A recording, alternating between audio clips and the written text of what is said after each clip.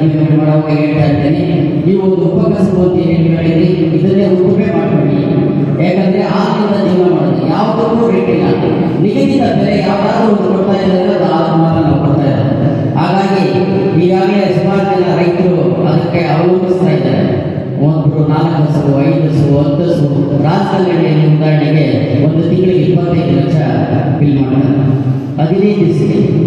ಹಾಗಾಗಿ ಎಲ್ಲ ಊರುಗಳಲ್ಲೂ ಕೂಡ ಹಾಲನ್ನು ಒಂದು ಉದ್ಯಮ ಮಾಡಬೇಕು. ನಾವು ಜರ್ಮನ್ಗೆ ಹೋದ್ವಿ, ನೆದರ್ಲ್ಯಾಂಡ್ ಹೋಗಿ, ಸ್ಮಾಲ್ ದೇಶಕ್ಕೆ ಹೋಗಿದ್ವಿ, ಅವರದೇ ಒಂದು ಮನೆಯವರೇ ಒಂದು BMC ಮಾಡ್ಕೊಂಡು ಆ ಮಟ್ಟಕ್ಕೆ ಬೆಳೆದಿದ್ದಾರೆ. ನಮ್ಮವ್ರು ಯಾಕೆ ಬೆಳಿಬಾರ್ದು?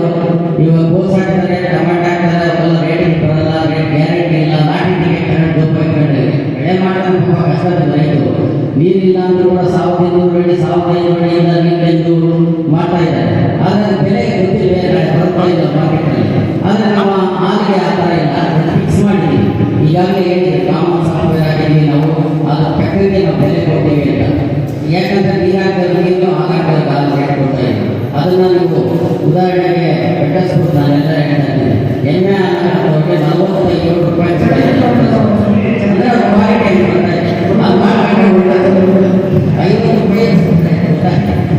ಈಗ ಹಾಲು ಕೂಡ ಗುಣಮಟ್ಟದ ಹಾಲನ್ನು ಕೂಡ ಸಪ್ಲೈ ಮಾಡಿದ್ರೆ ಬಾಯಿಗೆ ಹೋಗುತ್ತೆ ಅಂತ ಹೇಳ್ತಾರೆ. ಈಗಾಗಲೇ ನಾವು ಡಿಫೆನ್ಸ್ ಸಪ್ಲೈ ಮಾಡ್ತಾ ಇದ್ವಿ, ಅದು 6 ತಿಂಗಳ ಪ್ಯಾಕೆಟ್, ಟೆಟ್ರಾ ಪ್ಯಾಕೆಟ್, ಅದು 50 ರೂಪಾಯಿ, ಅದು 70 ರೂಪಾಯಿ ಪ್ರೆಸೆಂಟ್ ರೇಟ್.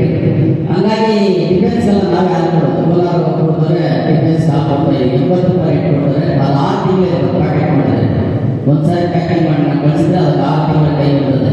ಹಾಗಾಗಿ ರೈತರು ಇದನ್ನೇ ಒಂದು ಉದ್ದಿಮೆ ಮಾಡಿಕೊಂಡು ಎಲ್ಲರೂ ಏನೀಗ ರೇಷ್ಮೆ ಮಿಲ್ಕ್ ಕಳಿಸಿದ್ರು, ರೇಷ್ಮೆ ಬೆಳೆ ಮೊದಲು ನಾನು ಆಗಲೇ ಹೇಳ್ತಾ ಇದ್ದೆ, 7 ಸೊಪ್ಪು ಆಗ್ತಾ ಇದೆ, ರಾತ್ರಿ ಎಲ್ಲ ಸೊಪ್ಪು ಹಾಕೋದು, ಬೆಳಗ್ಗೆ ಸಾಯಂಕಾಲ 4 ಸೊಪ್ಪು 5 ಸೊಪ್ಪು ಹಾಕಿ ರಾತ್ರಿಗೆ 2 ಸೊಪ್ಪು ಹಾಕಿ ಅವಾಗ ಬೆಳೀತಾ ಇದ್ದೆ 70 kg ಗೂಡು. ಇವತ್ತು ಬರೀ